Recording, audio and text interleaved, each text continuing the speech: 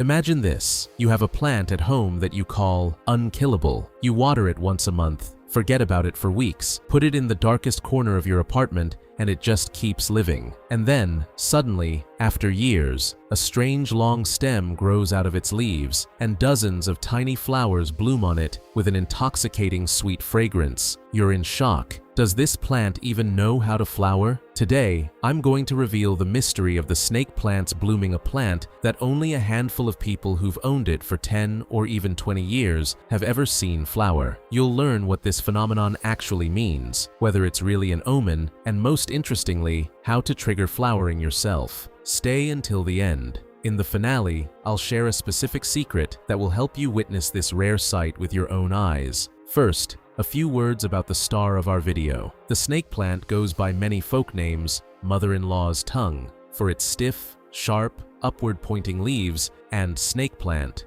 for its characteristic mottled pattern. It originates from the arid regions of Africa and Asia, where water is a true luxury and the sun beats down mercilessly year-round. That's exactly why the snake plant developed thick, fleshy, succulent leaves, essentially reservoirs, where it stores moisture for long months of drought. Thanks to this, the plant forgives us for almost everything: forgotten watering, lack of light, rare repotting. It essentially lives in energy-saving mode. And here lies the paradox. It's precisely this incredible resilience that makes the snake plant's flowering such a rarity. That's exactly why, in apartments where we try to surround plants with care, flowering happens so rarely. Before we go on, please hit subscribe. I've set a goal to reach 1,000 subscribers by the end of the month.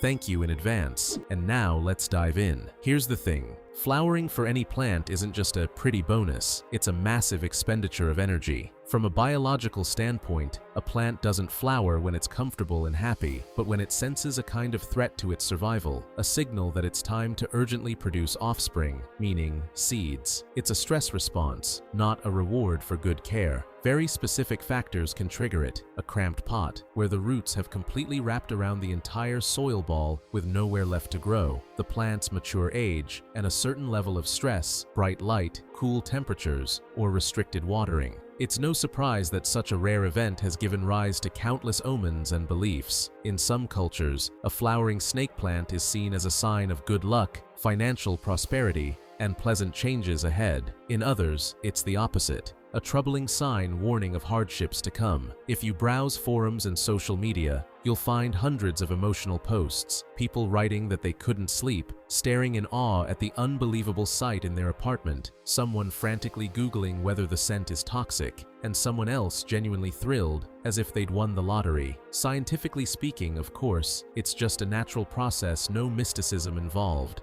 But it's exactly this blend of rarity and superstition that makes the snake plant's flowering such a captivating event for plant lovers. So, what does it actually look like?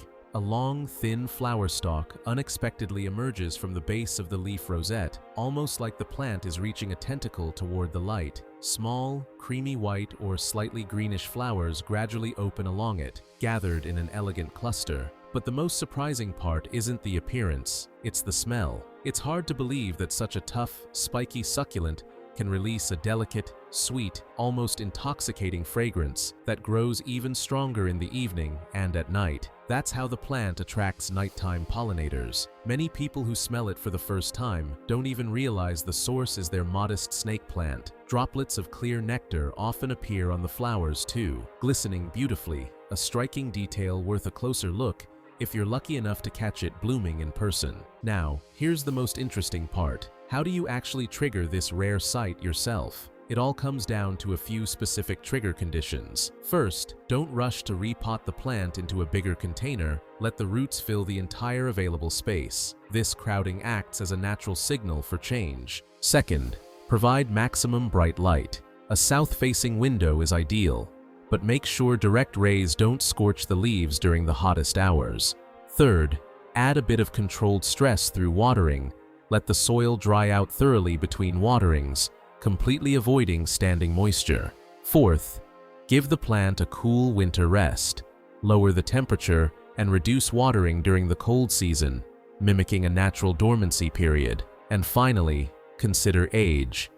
A young, recently rooted plant simply isn't ready to bloom. It needs a certain level of maturity first.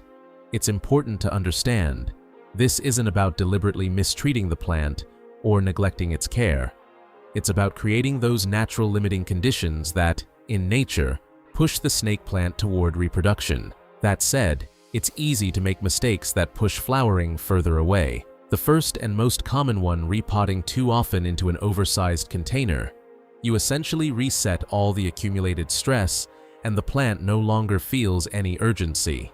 The second mistake, overwatering and nitrogen-rich fertilizers. Instead of a flower stalk, the plant happily grows lush green foliage. The third, simply not enough light. Without sufficient sunlight, a flower stalk may never form at all, no matter how long you wait. A separate question is what to do after flowering. You can carefully trim the flower stalk at the base once the blooms fade, or leave it to enjoy a bit longer. Either way, it won't harm the plant. And most importantly, don't worry that flowering will exhaust or kill your snake plant. Yes, it's an energy-intensive process, but for a healthy, mature plant, it's completely safe.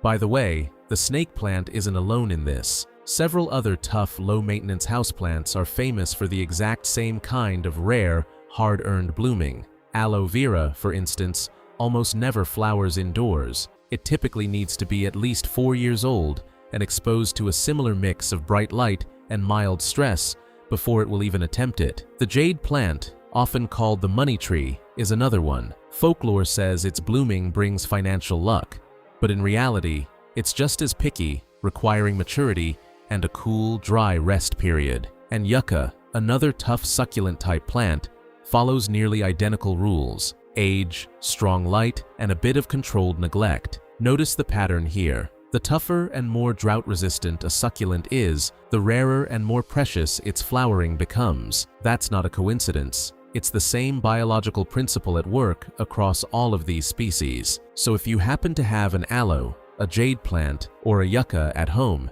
everything you just learned about the snake plant applies to them too.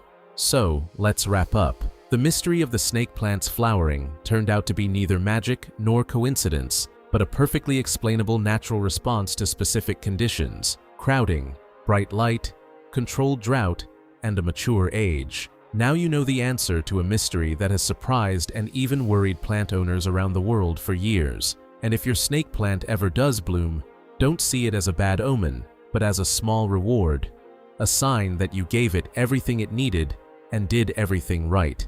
Now tell me in the comments, has your snake plant ever bloomed? And how did it make you feel surprised, delighted, or maybe a little uneasy? If you found this video helpful, hit like, subscribe to the channel. See you next time.